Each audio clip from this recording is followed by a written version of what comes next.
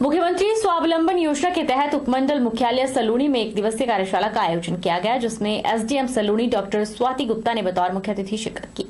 उन्होंने अपने संबोधन में युवाओं को योजनाओं का लाभ उठाकर आत्मनिर्भर बनने के लिए प्रेरित किया। मुख्यमंत्री स्वावलंबन योजना के तहत उपमंडल मुख्यालय सलूनी में एक दिवसीय कार्यशाला का आयोजन किया गया। कार्यशाला के दौरान अधिकारियों ने मुख्यमंत्री स्वावलंबन योजना के तहत चलाई जा रही योजनाओं की विस्तार से जानकारी दी।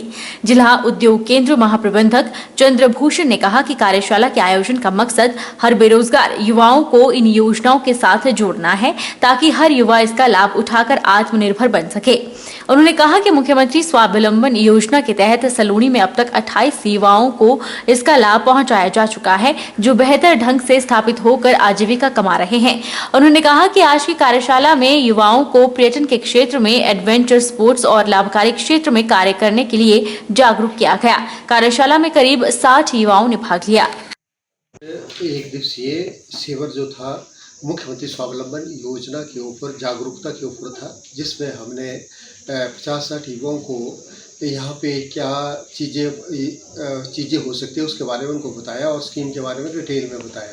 अभी तक हम सलूनी में 28 केस मुख्यमंत्री स्वावलंबन योजना के अंतर्गत कर चुके हैं और वो 28 के 28 यूनिट जो है एस्टेब्लिश हो चुके हैं और यहाँ से ज़्यादातर डिमांड जो है जेसीबी मशीन की आ रही है, जबकि यहाँ के लोगों को यहाँ का पोटेंशियल जो है, यहाँ की आवा हवा प्रकृति जो है बहुत मेहरबान है, उसके बारे में उनको टूरिज्म के बारे में, एडवेंचर स्पोर्ट्स के बारे में लोगों को बताया गया और दूसरे यूनिट्स के बारे में बताया गया किस तरीके से वो आगे बढ़ सकते हैं। जिसमें मुख्यतः एक तो MMSY के बारे में बताया गया, जिसकी जानकारी हमारे महाप्रबंधक जिला उद्योग केंद्र चंबा द्वारा दी गई और एक साथ इसमें वित्तीय समावेशन और वित्तीय साक्षरता के बारे में लोगों को जानकारी दी गई।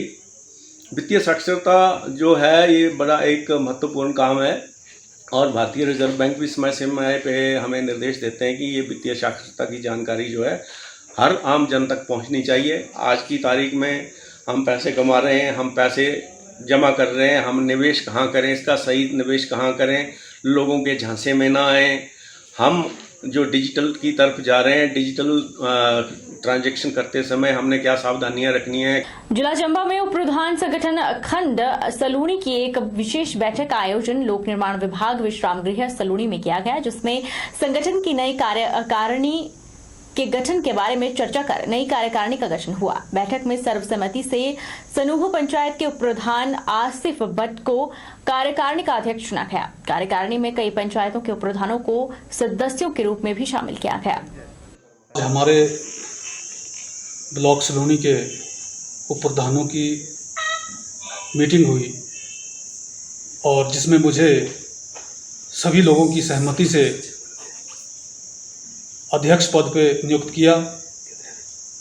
मैं विश्वास दिलाना चाहता हूं अपने सभी उप प्रधान संगठन के लोगों को कि मैं आपके सही कार्यों पे सही उतरूंगा और जो हमारे उप प्रधानों के रुके हुए कार्य या भेदभाव या कोई कुछ भी गलत हमसे हो हमारे साथ करता है तो हम उसके लिए एसडीएम, बीडीओ, डीसी के पास जाकर उसका निर्णय करवाएंगे। देहरा उपमंडल के बाबा कांशीराम डाडासीबा महाविद्यालय हमेशा से छात्रों के सर्वांगीण विकास के लिए तत्पर रहा है और इस दिशा में प्रयास करता रहा है। नागरिक अस्पताल डाडासीबा के सहयोग से महाविद्यालय में कोविड टीकाकरण अभियान चलाया गया।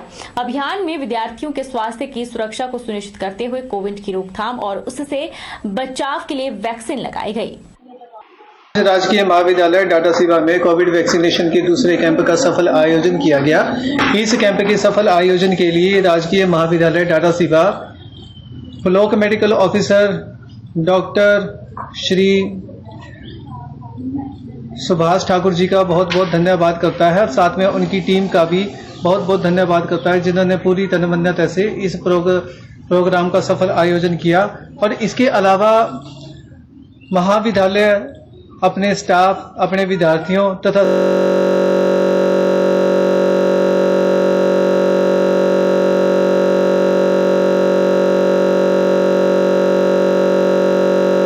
सड़क सुरक्षा नियमों, नशा निरोधक और साइबर क्राइम से सुरक्षा के अभियान के तहत देहरा उपमंडल के बाबा कांशीराम राजकीय महाविद्यालय डाडासीबा में विशेष जागृति कार्यक्रम का आयोजन किया गया।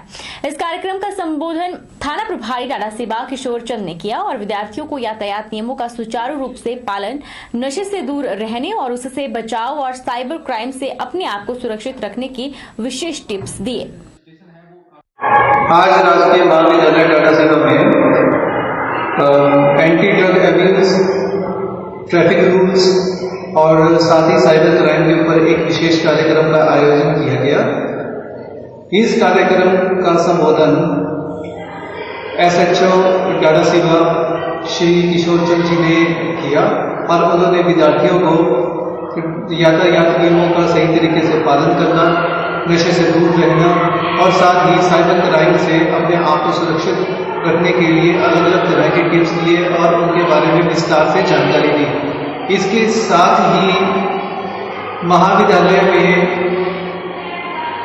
यह जागृति कार्यक्रम एक अच्छे तरीके से संपन्न हुआ और विद्यार्थियों ने काफी उत्साह से इस कार्यक्रम। प्रदेश में जहां एक तरफ हिमाचल पुलिस की कार्यशैली मानवता की मिसाल पेश करती नजर आती है, वहीं कुछ पुलिस कर्मियों की वजह से पुलिस विभाग को शर्मिंदगी भी उठानी पड़ती है। ऐसा ही एक मामला सोलन में देखने को मिला है, जहां घायल को अस्पताल पहुंचाने की बजाय पुलिस ने थप्पड़ जड़ दिए।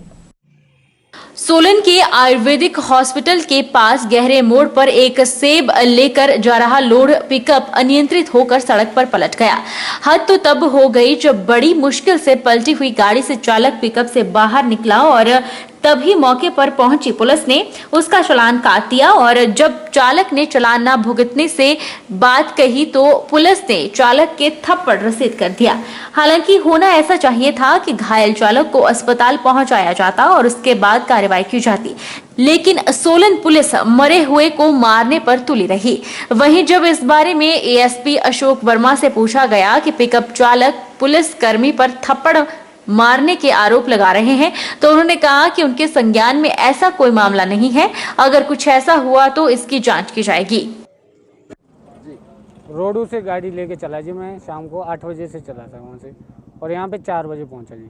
4 बजे यहाँ पे मेरी गाड़ी पलट गई, टेढ़ी हो गई और उससे बाद पुलिस वाले आए। हम बड़ी मुश्किल से निकले गाड़ी से।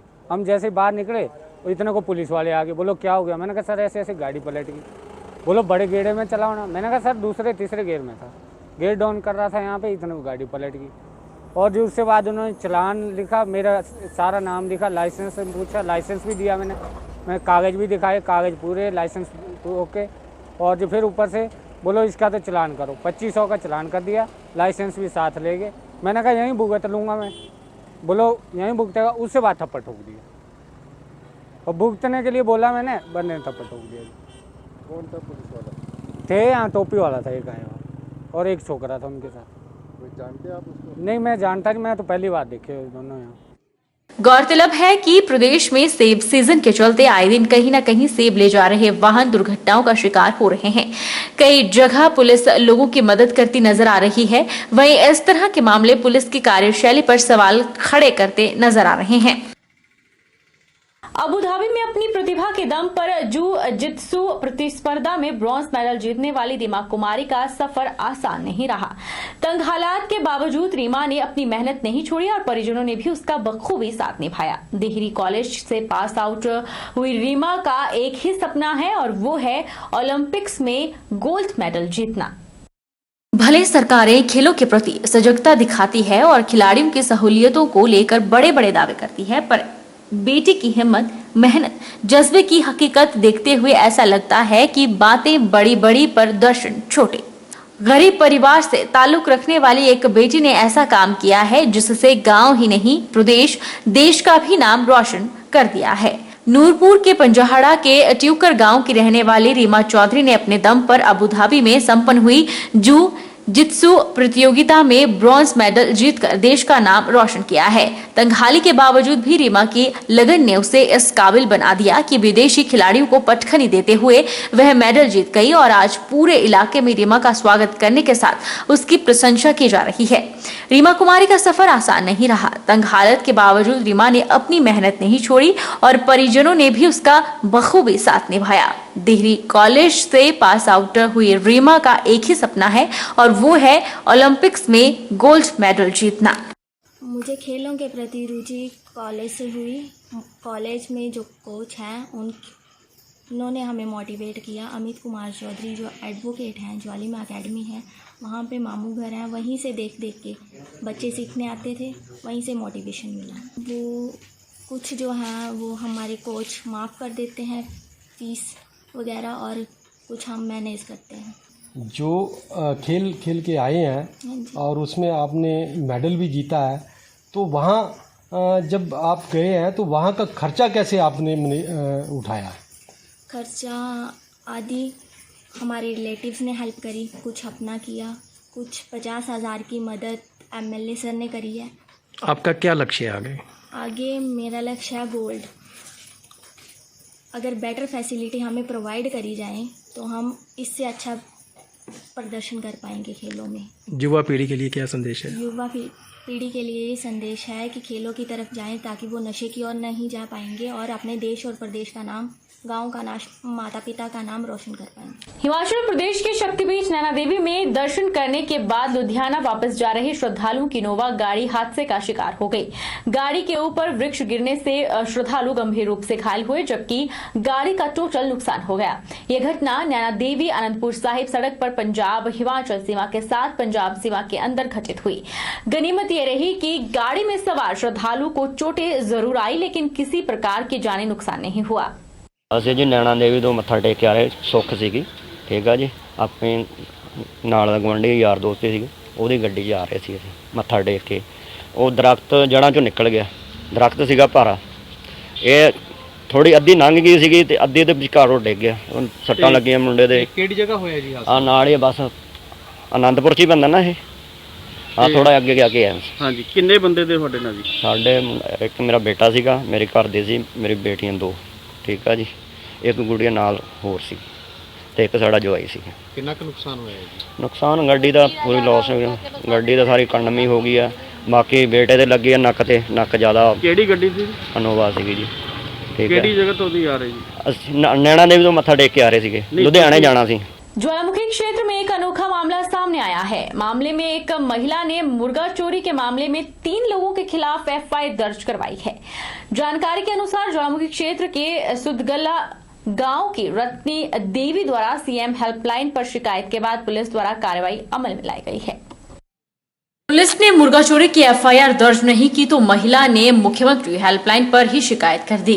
दरअसल ज्वालामुखी की रत्नी देवी का अपना निजी पोल्ट्री फार्म है। बीते 11 सितंबर को रत्नी देवी के पोल्ट्री फार्म से मुर्गा चोरी हो गया था, जिस पर महिला ने पुलिस थाने में इसकी शिकायत दी और बताया कि 3 लोगों ने मुर्गा चोरी किया है और आगे भी वे ये चोरियां कर सकते हैं, इसलिए उनके खिलाफ चोरी का मामला दर्ज किया जाए। लेकिन पुलिस ने इस मामले को हल्के में लिया और शिकायत दर्ज नहीं की। इस पर खफा महिला ने सीएम हेल्पलाइन पर कॉल कर मामले की पूरी सूचना दी। मुख्यमंत्री हेल्पलाइन के निर्देश पर स्थानीय पुलिस को इस मामले पर कार्रवाई करते हुए एफआईआर दर्ज करनी पड़ी। पुलिस ने 3 लोगों के खिलाफ मामला दर्ज कर आगामी जांच के आदेश दे दिए हैं।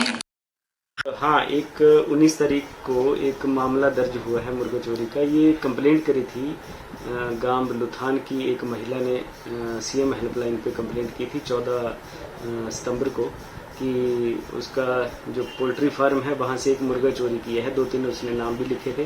तो उसको जब वेरीफाई किया आगे जाके तो फिर महिला ने बोला कि नहीं, ये पहले भी शायद किसी ने उनका कोई मुर्गा चुराया था, लेकिन तब उन्होंने शिकायत नहीं करी थी। लेकिन इस बार फिर पुलिस ने ये देखते हुए कि दोबारा से ऐसी चीज़ें ना हो तो उसमें मुकदमा दर्ज कर लिया गया है। बाकी अभी इसके ऊपर इन्वेस्टिगेशन चली हुई है। जैसे भी तथ्य पाए जाएंगे, जैसे भी अगर वो लोग जिनके नाम लिखे हैं उनको अभी वेरीफाई किया जाएगा तो उसके हिसाब से कार्रवाई अमल में लाई जाएगी। सामाजिक न्याय एवं अधिकारिता विभाग के सौजन्य से 17 सितंबर से शुरू किए प्रदेश व्यापी सेवा सप्ताह के तहत मंगलवार को नूरपुर में बुजुर्गों ने पौधारोपण किया। इस मौके पर विभाग द्वारा बुजुर्गों को मफलर देकर सम्मानित किया गया। बुजुर्गों ने उन्हें सम्मान देने और सेवा सप्ताह के आयोजन के लिए विभाग और प्रदेश सरकार का आभार व्यक्त किया। इंदौरा के अंतर्गत पड़ते सुग भटोली स्कूल और कॉलेज के छात्र छात्राओं ने सड़क न बनने और सरकारी बस सुविधा बंद होने के चलते कॉलेज के बाहर रोड पर विधायक के खिलाफ रोष प्रकट किया। उन्होंने कहा कि बड़े बड़े वायदे बातें करने वाली विधायक ने वोट लेने के बाद आज तक इलाके की ओर अपना ध्यान केंद्रित नहीं किया।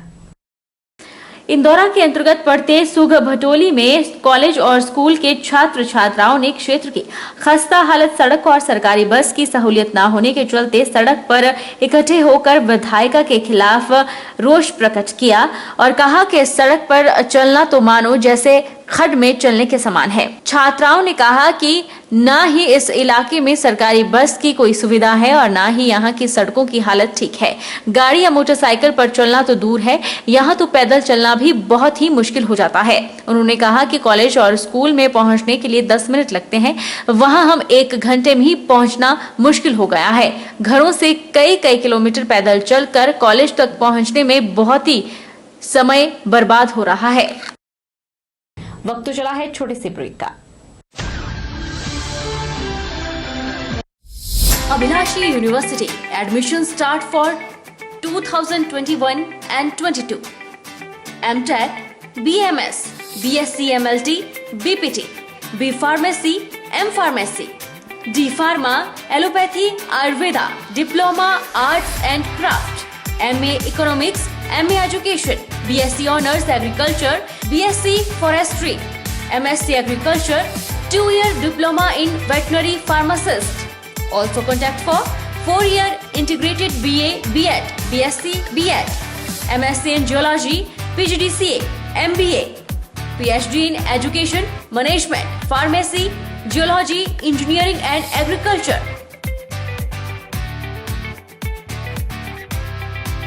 Contact for admission.